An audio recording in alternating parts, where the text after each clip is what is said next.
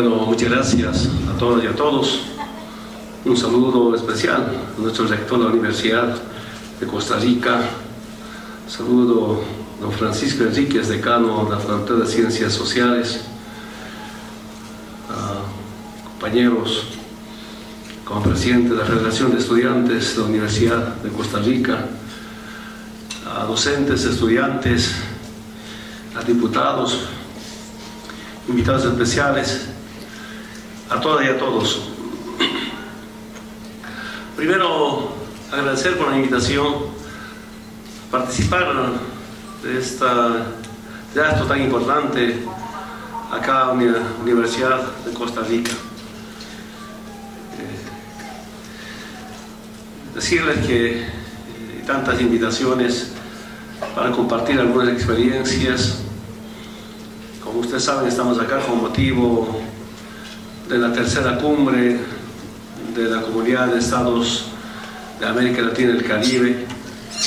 Estoy convencido que esperamos que sea una integración de los países de América Latina y el Caribe, y no solamente una integración por integración, sino esta integración nos lleva a una verdadera liberación de América Latina. En un momento decía que es el sueño de grandes líderes políticos como Hugo Chávez, Kirchner, especialmente Fidel Castro, que tengo mucho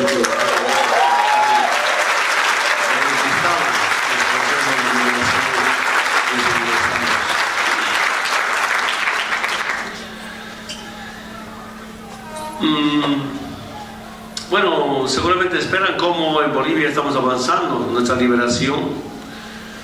Primero comentarles, después de tantos años de dominación, de sometimiento, especialmente el movimiento campesino indígena originaria, decidimos pasar de la lucha sindical a una lucha electoral. Nos preguntamos en algunos momentos, ¿acaso también nosotros no tenemos derechos políticos?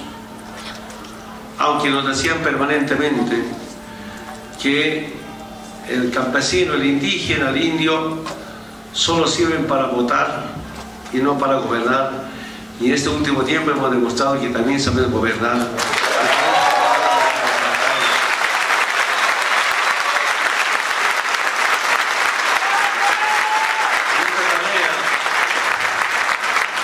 Impulsar un movimiento político basado en los principios que nos dejaron nuestros antepasados, en la lucha colonial, en la lucha del Estado colonial con su modelo neoliberal bajo una dominación imperial. Y ahí nos organizamos hasta cuándo esta dominación. Mi compañero David Choquebanca es uno de los impulsores, nos preguntaba, decía, gobernarnos nosotros mismos para dar soluciones. Y ahí viene desde el movimiento campesino originario de cómo organizarnos, de cómo unirnos, ya no solamente de carácter sindical, social, cultural, sino electoral. Inicialmente quiero decirles, hermanas y hermanos, yo no creía que rápidamente iba a avanzar nuestro movimiento político. Inicialmente tampoco quería hacer política, sino impulsores de este movimiento político de liberación. Y cuando en el año 1997 me han propuesto como candidato a la presidencia, yo rechazaba. Me han propuesto como candidato a diputado, me rechacé también, porque no quería estar dentro de los delincuentes.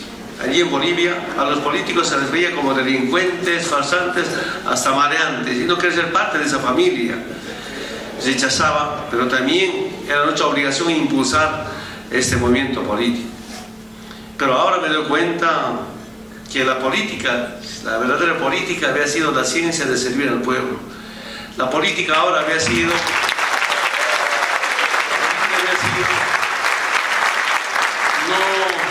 no un beneficio ni negocio para el político, para la autoridad, sino la política había sido así compromiso, esfuerzo y más sacrificio para nuestros pueblos. Si esa es la política, hay resultados. Si esa es la política, sí, en base a eso podemos liberarnos. Por eso que estamos en un momento político de liberación y nos hemos planteado tres cosas: en lo político, la refundación de Bolivia; en lo económico, la recuperación o nacionalización de nuestros recursos naturales, de los servicios básicos; y en la parte social, la redistribución de la riqueza. Seguramente muchos de ustedes, quienes hicieron el seguimiento a Bolivia, han debido informarse. El 2006, 2007, 2008 ha sido un momento muy difícil para nuestro proceso, para el presidente Evo, vicepresidente Álvaro, para el gobierno, porque después de convocar a la Asamblea Constituyente, que por primera vez el pueblo boliviano elige con su voto a los constituyentes. Antes también hubo Asamblea Constituyente, pero los partidos que tenían representación parlamentaria, ellos elegían y ellos hacían las reformas constitucionales o la Asamblea Constituyente. Acá nosotros dijimos que los constituyentes deben ser electos con el voto del pueblo boliviano. Ganamos, sin muchos problemas, pero ahí viene la oligarquía, ahí viene los sectores que tienen muchos recursos económicos para perjudicar y para no permitir que acabe la Asamblea Constituyente y fracase la refundación de Bolivia. Yo solo creo en el pueblo boliviano. Y recordaba mi experiencia sindical, cuando estaba de dirigente, claro, un trabajo muy sacrificado. Es más, cuando en la región del trópico de Cochabamba estaba la base militar de Estados Unidos, estaba la DEA norteamericana, la embajada organizó un aparato represivo llamado como fuerzas expedicionarias, que estas fuerzas expedicionarias no dependían ni del Ministerio de Defensa, menos del Ministerio de Gobierno, dependían directamente de la Embajada de Estados Unidos. Y cuando hay movilizaciones, persecuciones, matanzas, que usaban la lucha contra el narcotráfico con fines netamente geopolíticos, que lucha contra el narcotráfico. Entonces, desde ahí entendemos que tan importante ha sido defender la dignidad y soberanía, y como un sector social, al margen de defender sus reivindicaciones económicas, sociales, los derechos humanos, el tema de la tierra, pero nuestra lucha junto al movimiento campesino, junto a la Central Obrera Boliviana, era por dignidad y soberanía. Yo no podía entender. Ahora estoy reflexionando cómo nos hemos propuesto defender la dignidad y soberanía junto a distintos sectores sociales. Y de ahí empezamos a ver cómo hacer un programa de gobierno, cómo desde ahí poder plantearnos un programa en base a los principios que nos dejaron los antepasados, y también siempre hemos tomado en cuenta los valores que vienen también de nuestros antepasados. En mi caso, los valores de mi padre y de mi madre, el más conocido como Amasuba, Amayuya, Majeya: no robar, no mentir, ni ser flojo. Son los valores que nos dejaron.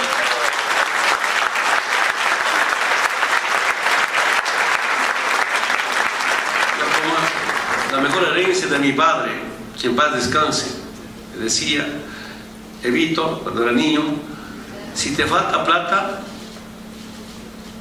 es mejor prestarse, y si no puedes prestarte, mejor hay que decir regáleme que robar. Ese se me grabó a mí para toda la vida. Tus hermanos y hermanos hemos gestado este movimiento político, y cuando llegamos a impulsar este instrumento político y la refundación mediante la Asamblea Constituyente, toda una batalla. Y quiero decirles algo: los países socialistas, presidentes antiimperialistas, habían sido tan solidarios. Yo sí convencido, si no hubiera sido Fidel, si no hubiera sido Hugo Chávez, sus gobiernos, quien nos ayudó en las políticas sociales, por ejemplo, Misión Milagro, por ejemplo, la alfabetización, si no hubieran sido la participación de ellos en los primeros años, seguro que la derecha nos tumbaba. Este proceso se debe también a dos pueblos, Venezuela, Cuba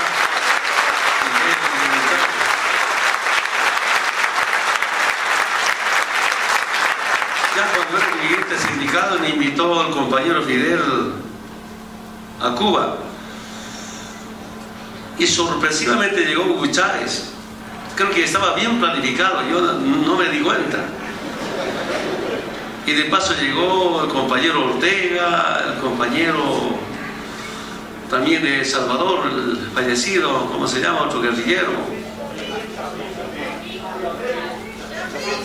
Chafí también llegó sorpresivamente, igual. En Chalfidel Hugo Chávez decía, ¿no? Bajo ese programa Misión Milagro podemos operar 100.000 latinoamericanos gratuitamente. Yo he escuchado, están locos. ¿Cómo podrían operar gratuitamente de la vista a 100.000 latinoamericanos? No podía entender, no podía creer. Solo pensaba, nunca he tratado de locos por si acaso. Pero imagínense los líderes políticos, el presidente, digan operar gratuitamente 100.000 latinoamericanos de la vista. ¿Saben, hermanas y hermanos? Solo en Bolivia se han operado más de 600.000 bolivianos.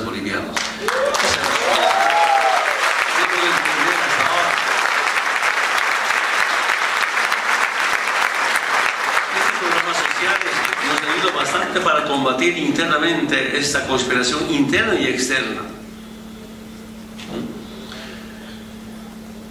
El 2008 me llevaron al revocatorio. Quiero decir, en Bolivia ganaban con 20%, con 30% para esos partidos, para ese presidente. Nunca había revocatorio. Si nosotros ganamos con 54%, me llevan al revocatorio porque todavía no tenían la mayoría en el Congreso Nacional. Y el Congreso aprobó, en el Senado en especial, para ir al revocatorio. Hemos ido al revocatorio el 2008. Ahí, bueno, nuevamente quiero decir, es el pueblo había tan sabio, en vez de ratificarme con 54%, me ratificaron con 67%.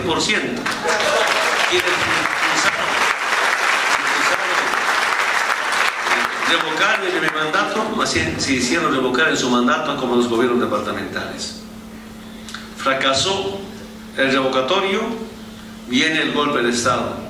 Nuevamente el pueblo movilizado para defender la unidad, para defender nuestro proceso, para defender la democracia, y con el apoyo de la comunidad internacional como UNASUR ganamos esta lucha, ¿no? De un golpe de Estado. Se aplastó y desde esa vez siento que nunca más intente. Pero de paso me di cuenta que el embajador de Estados Unidos me estaba conspirando, estaba financiando a mis opositores, estaban trabajando con las petroleras. Sabía nuestro hermano canciller. Una mañana tuve un acto con los jóvenes para empleo digno, explicaba este programa social, empleo digno, nadie me aplaudía, y aproveché ese momento, decía, ahora declaro persona no deseable embajador de Estados Unidos. Los jóvenes me han aplaudido eso, y no el trabajo, no el empleo, sino la expulsión del embajador de Estados Unidos. Ahí me di cuenta que la cobertura debe estar antiimperialista. Como siempre tratamos de viajar al campo. Agarré el coche, estaba saliendo, pasando por la Cancillería, llamo a mi canciller David Choquebanca, le digo, David, oficialice la expulsión del embajador de Estados Unidos con una carta, le digo. El canciller me dice, David, ahorita yo estoy reunido con el embajador de Estados Unidos. Tenemos lindos recuerdos, David, con David escribió nuestros libros. Le comentaba, creo, ¿no? Razón, el embajador está medio nervioso, se paraba, así como si estaba comunicándole, como tienen tantas desvías. Hermanos y hermanos, solo digo que tan importante había sido tomar decisiones políticas en base al pensamiento, sufrimiento y sentimiento de nuestros pueblos. Es lo que hicimos.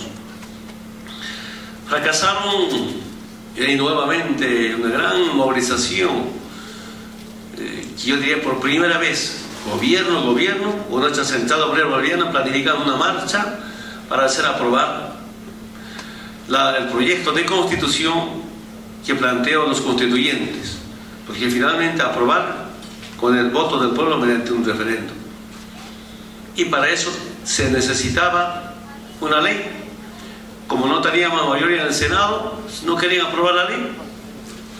Si una marcha, yo diría, más de 1 millón de bolivianos llegan a la Plaza Murillo. Por primera vez estaba 36 horas sin dormir junto al pueblo movilizado hasta que el Congreso apruebe una ley para llevar a la consulta el proyecto de constitución. Yo diría que con esa marcha se definió todo. Esa marcha ha sido clara después de que la derecha intentó golpes de Estado, revocatorios, conspiraciones, división de Bolivia, el separatismo. Ahí se definió todo el día porque ese pueblo ha impuesto una constitución para bien de todas y todos. Garantizado la refundación de Bolivia, y por eso quiero decirles, hermanas y hermanos, que teníamos antes un Estado colonial mendigo, limosnero. Ahora tenemos un Estado plurinacional digno, sano, honesto, para bien.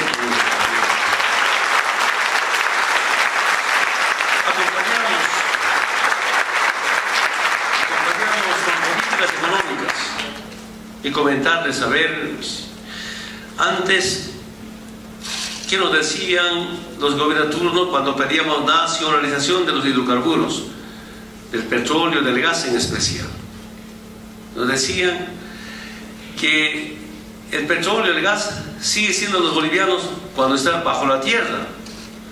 Y para firmar contratos con las transnacionales inventaron un término llamado: el titular adquiere el derecho de propiedad en boca de pozo. Cuando sale, ya no son los bolivianos. Cuando está dentro del suelo, los bolivianos. Y lo peor que nos decían, si se nacionaliza, no va a haber inversión. ¿No?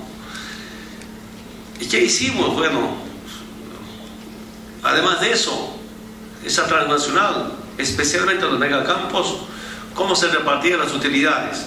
82% para la empresa y 18% para los bolivianos, para Bolivia. Esa era la distribución. Además de eso, no había control a las empresas, no había control a la producción de parte del Estado. Sería largo comentar el debate que tenía con ministro, ahora ex ministro de Hidrocarburos, con el equipo técnico boliviano. Sabíamos, estamos convencidos, si alguna empresa, si alguna institución invierte, por supuesto tiene derecho a recuperar su inversión y tener también utilidades. Estamos convencidos de eso. ¿Qué hicimos? Debate. Pero un día dije a un grupo de expertos nacionales e internacionales: ahora quisiera que se termine ese llamado en boca de pozo. Además de eso, si bien la empresa que ha invertido tiene que recuperar su inversión, ningún problema. Y mi deseo es que esa empresa se quede con el 18% y 82% para los bolivianos. Tiene que preguntar a los expertos. Lo que preguntamos a los expertos es si con el 18% puede recuperar sus utilidades su inversión y tener utilidades. Creo que después de una semana, 2 semanas, me dijeron: presidente Evo, con 18% recupera su inversión y van a tener utilidades. Cuando me dijeron, ya no tuve que debatir con los profesionales bolivianos. Ellos estaban con 70, 30, 70. 70 para los bolivianos, 30 para los empresarios. Cuando los expertos me dijeron, ganan todavía con 18%, yo dije, ahora los privados se quedan con 18% y Bolivia con 82%. Esa es nuestra política, nuestro programa de nacionalización y además de eso el control del Estado. Queridos compañeros, ¿por qué hemos mejorado nuestra economía? A ver, yo puedo hablar de Petrobras, de algunas empresas que son responsables de algunos campos que dan mucho gas. Y algunos ahora, en este momento, están con 18%, no, 85% Bolivia y 15% la empresa. Ese es nuestro modelo. Pero de los 15%, el 7% se llama costos recuperables y el 8% sí de la empresa. Por decir, una empresa ha invertido en una planta, un pozo, con el 7% de los 15% devolvemos, estamos pagando. Y cuando pagamos todo, ya esa planta ya es de los bolivianos. Cuando pagamos todo, pues ya no hay ese 7% de llamado costos recuperables. Por tanto, la empresa se queda solo con 8% y Bolivia se queda con 92%. Ese es nuestro modelo de contratos con las petroleras. Estoy seguro que no se escaparon, no se han ido, se quedan. Y por eso hemos mejorado nuestra situación económica. Yo digo, esta es una liberación económica.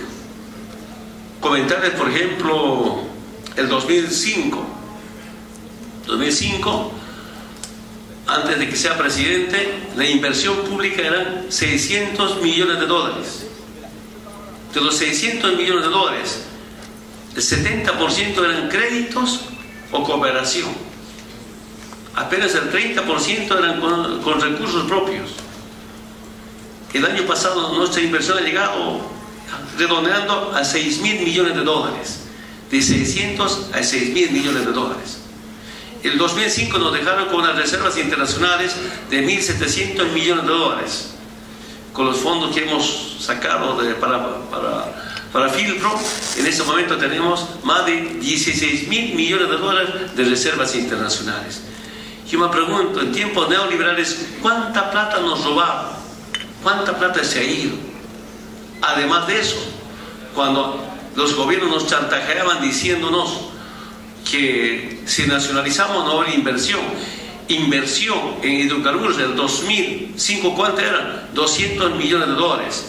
El año pasado hemos programado cerca de 3.000 millones de dólares, pero hemos ejecutado 2.300 millones de dólares. Nacionalizamos, así mejoró la inversión. Además de eso, casi el 80-90% de los más de 2.000 millones de inversión del 2014 con nuestra plata, ya no solo sector privado. Y a veces los gobiernos nos chantajean, nos amedrentan, nos intimidan para que haya un robo. Por eso hace un momento en mi intervención decía, nuestra experiencia, qué tan importante ha sido liberarnos socialmente, culturalmente, políticamente. Pero ¿qué es la historia de toda América Latina? Antes, cuando surgían partidos políticos de izquierda, partidos políticos antiimperialistas, anticapitalistas, ¿qué hacían? Golpes de Estado, dictaduras militares. Cuando yo llegué a la presidencia, los ex confinados, expulsados de Bolivia por las dictaduras militares, ¿qué me decían? Evo, descuidarte de Estados Unidos. Evo, tienes que cuidarte de la embajada de Estados Unidos. ¿Y por qué le digo? Solo no hay golpe de Estado en Estados Unidos porque no hay un embajador de Estados Unidos en Estados Unidos.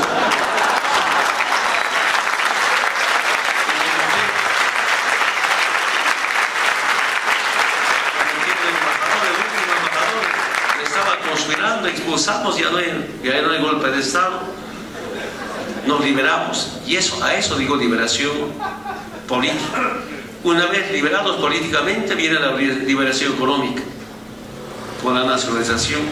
Y ahora, antes, ¿cómo era nuestra economía? Claro, como estaba en manos de las petroleras, los servicios básicos privatizados y todas las utilidades se iban fuera de Bolivia, se exportaba la riqueza. Y lo poco que quedaba estaba en manos gabonales, familias de los partidos neoliberales. Para Bolivia, nada. El año 2000, la extrema pobreza estaba sobre 45%. Y hemos reducido, ahora tenemos todavía 18% de extrema pobreza. ¿Cómo hemos reducido en corto tiempo la extrema pobreza? Eso a mí me sorprende. Ahí están los datos. Son datos no de INE, de Bolivia, sino son datos de la comunidad internacional. Entonces, hermanas y hermanos, en esta forma de manejar la economía, pues, ¿qué hicimos? Lo que hicimos es, crear bonos, rentas, bonos para los niños, renta para los viejos, en las transferencias a gobiernos municipales, gobiernos departamentales. Un trabajo permanente y conocer mejor Bolivia para atender sus demandas. Cada sector social tiene sus propias particularidades, cada región también. Es conocer para atender las demandas correspondientes. Hermanas y hermanos, Ustedes saben que no tuve la oportunidad de estudiar en las universidades. Yo siempre digo al compañero vicepresidente, el compañero Álvaro García Linera, hermano también perseguido en tiempos neoliberales, encarcelado por sus ideales, un gran intelectual, mi respeto, mi admiración. Siempre digo, es de profesión matemático, digo, aquí se trata de tomar decisiones políticas. Y yo tengo diferencia con algunos abogados o abogadas. Ellos piensan que las normas deben estar por encima de las necesidades. Yo digo, las necesidades deben estar por encima de las normas. Y a las normas hay que adecuar a las necesidades.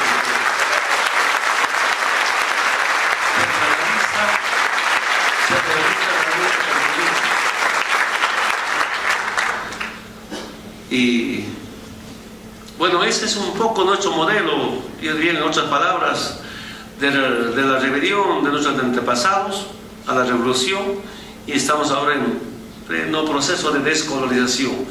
Eso cuesta realmente cambiar la mentalidad, incluso de nuestros cooperadores. Este último inventé Hora Evo, por ejemplo, allá hay llamado Hora Boliviana. Y Hora Boliviana hay que esperar, hay que hacer esperar 1 hora, 2 horas.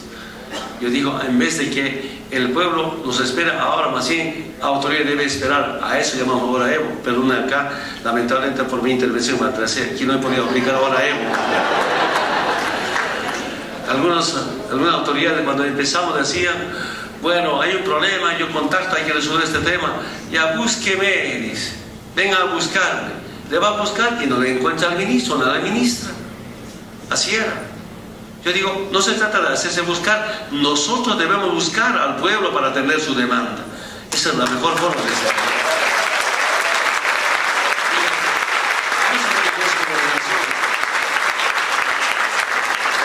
Yo también quiero que sepan, hermanas y hermanos, cuando llegamos al gobierno, el Fondo Monetario Internacional tenía su oficina en el Banco Central de Bolivia para decidir políticas económicas.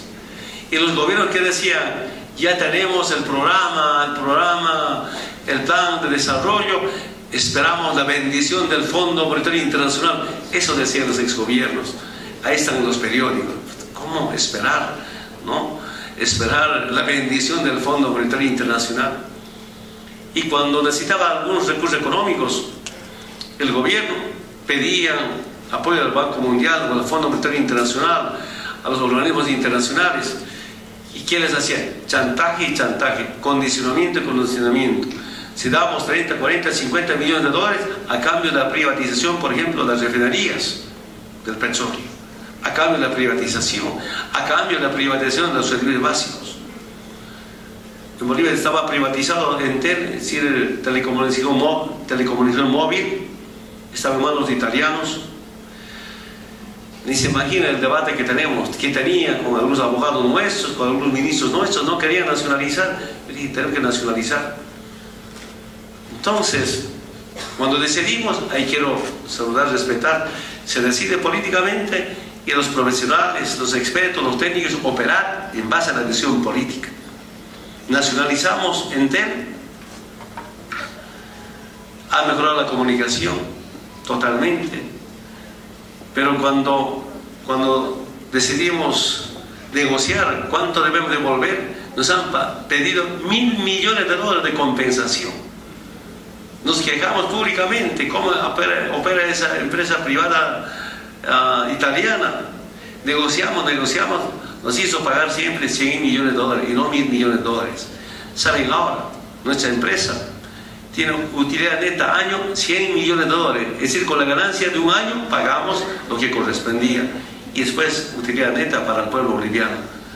Como es una empresa pública, empresa estatal, pues, toda la renta va para bonos, para rentas de esta empresa.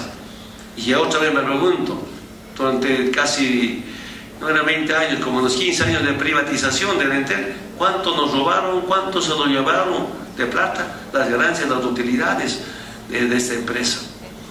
Estamos convencidos, compañeras y compañeros, para nosotros que los servicios básicos es un derecho humano.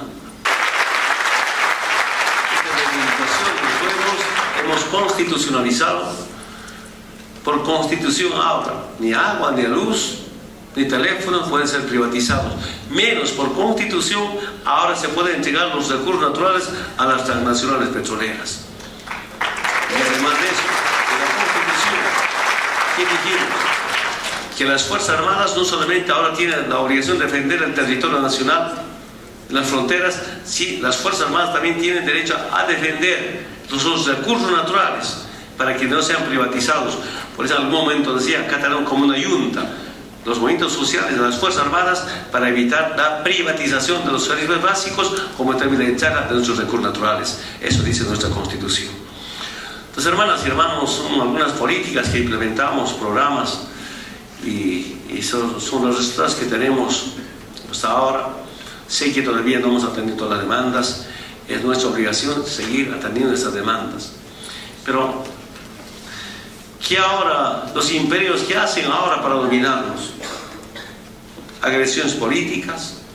Yo sigo convencido. En Argentina, ¿qué hizo? A ver, Estados Unidos, con los fondos buitres, cómo agredir económicamente.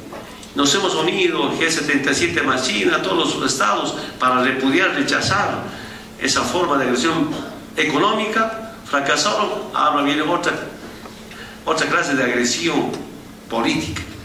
Lo que pasó con la muerte del fiscal en Argentina, estoy convencido que es una emboscada al gobierno de Cristina, a la compañera Cristina, para que fracase. Venezuela, ni quiere decir. Pero lo que pasó en Cuba, de acuerdo a nuestra evaluación, que restablecer las relaciones diplomáticas con Estados Unidos, con Cuba, no es regalo de Obama. Es la lucha, la unidad del pueblo cubano y al pueblo del mundo entero.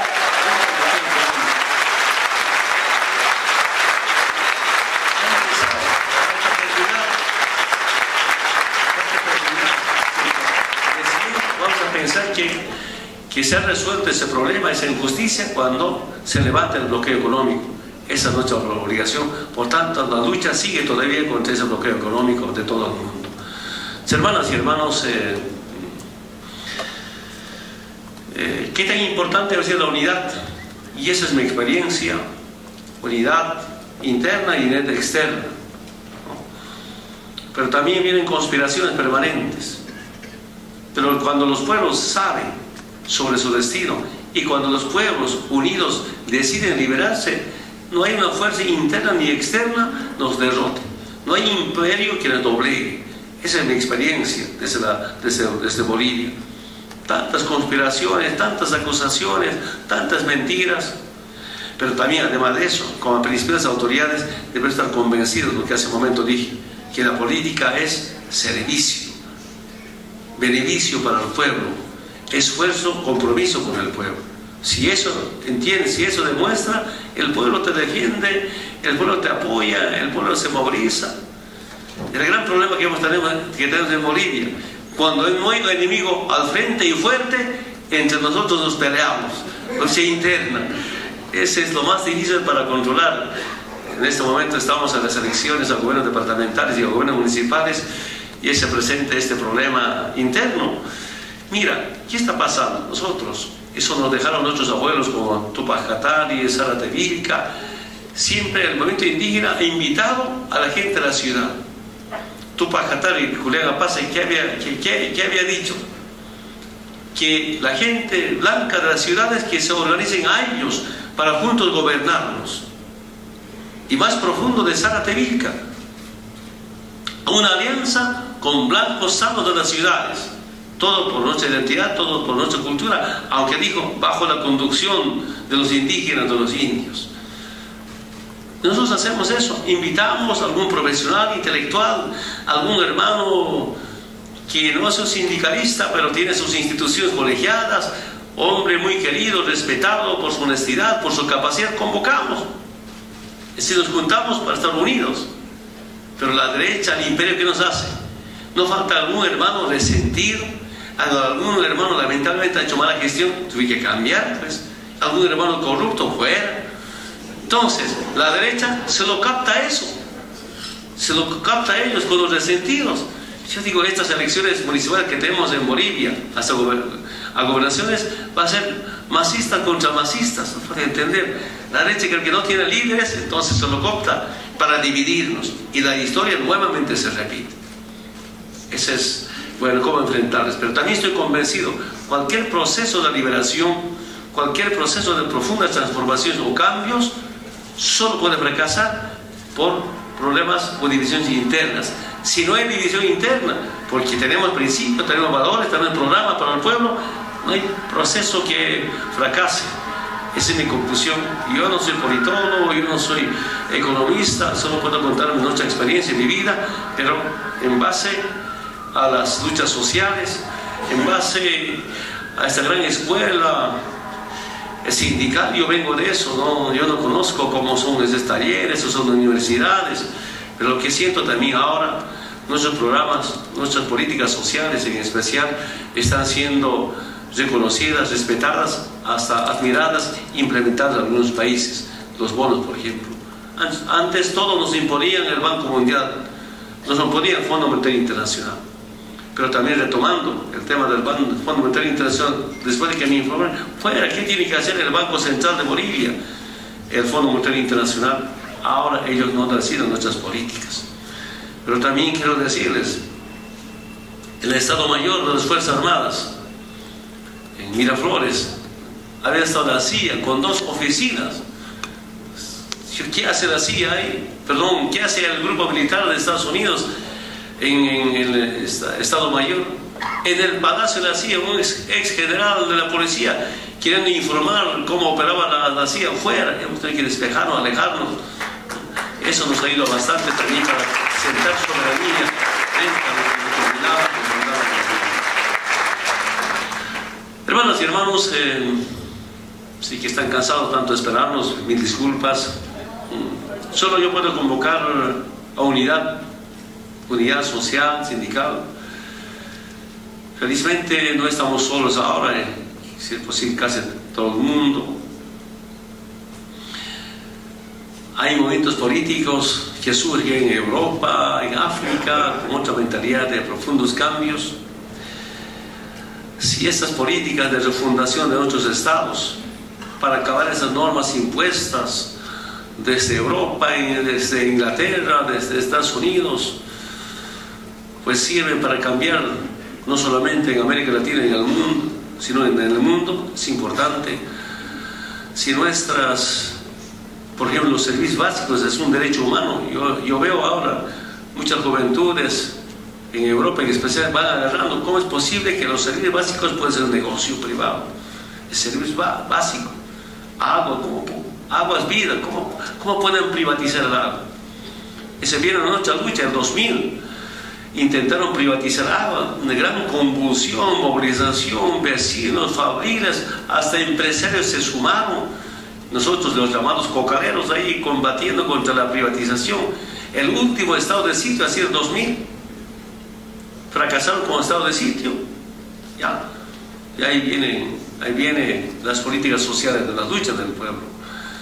Entonces, ahí otra vez reitero, qué tan importante ha sido unirnos, aunque cuesta unirnos, mucha paciencia, somos diferentes, en el mismo sindicato, en la misma federación, hay distintas opiniones, pero cómo llegar a consensos, cómo llegar a acordar es difícil. Eso a veces te perjudica ahora mismo, pero yo estoy convencido, ese esfuerzo, ese compromiso no es en vano a veces cuando tus pueblos te entienden, porque, a ver, por segunda vez en estas elecciones del 12 de octubre del año pasado ganamos con amplia mayoría, 2/3 en el Senado, 2/3 en la Cámara de Diputados, ganamos con más del 61%. Eso es reconocimiento a nuestro proceso del pueblo boliviano. Todavía tenemos un 37, 38% no comparten, entiendo, somos diferentes, respetamos, respeto a nuestros opositores, a veces será por una cuestión de protagonismo, pero en la campaña que me decían, todo estaba bien para los opositores, está bien la economía, todo, solo estaba mal el Evo Morales, se dice que el Evo Morales. Yo digo, si todo está bien, el Evo también está bien, pues. Y el pueblo ha votado para Evo presidente, que estaba bien.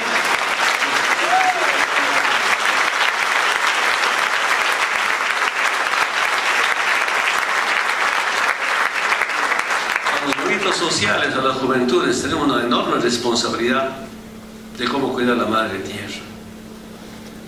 Yo sigo convencido, la madre tierra, el planeta, puede existir mejor sin el ser humano, pero el ser humano no va a poder vivir sin la madre tierra.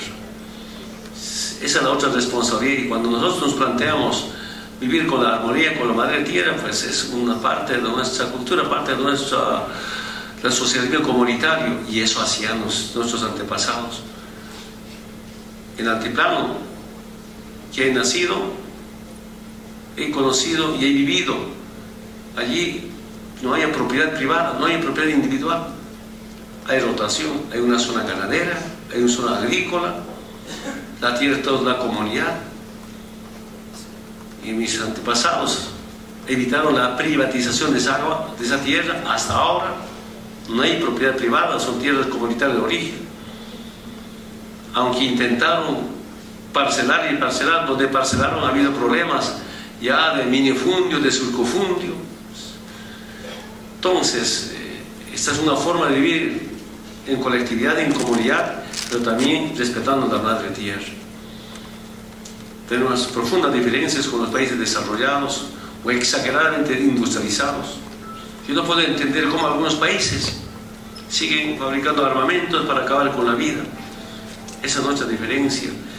Si somos antiimperialistas, anticapitalistas, si ahora estamos integrándonos como países, la base de esta integración debe ser cómo defender la vida, sobre la cultura de la vida, de la filosofía de la vida, no de la muerte, de la paz social, la paz con justicia social, como coincidir. Por tanto, los presidentes tenemos la obligación de combatir todos los instrumentos de dominación, todos los instrumentos o políticas económicas que nos traen tantas diferencias, pobreza y para pocos riqueza, y ahí a veces no podemos coincidir.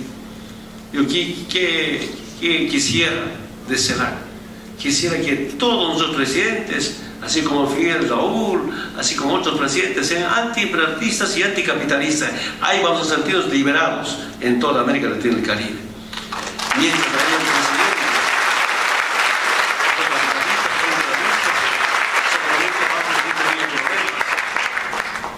pero los modelos como libre mercado son modelos fallidos. Esos modelos no sirven. El libre mercado, ustedes recordarán cómo empezaron con consenso de Washington para implementar. Llegó el ALCA. ¿Qué ALCA? Ese ALCA debería llamarse ALGA. Me acuerdo siempre como dirigente sindical. ¿Por qué ALGA? Era Área de Libre Ganancia de las Américas, ¿no? Felizmente hemos sustituido con ALBA, hemos impulsado. Recuerdo cuando Honduras, ¿no?, estaba sumándose, compañero Alegre, mis compañeros hondureños, un golpe de Estado para el escarmiento, para el que los países de ALBA siguen sumándose, y es una lucha permanente pensando en la vida. Hermanos, muchas gracias por su invitación. No estaba previsto, me ha sorprendido, pero muy contento por su presencia. Pero además de eso, compañeros, hace un momento, al llegar, cuando gritaban mar para Bolivia, casi me hacen llorar. Siento que no estamos solos.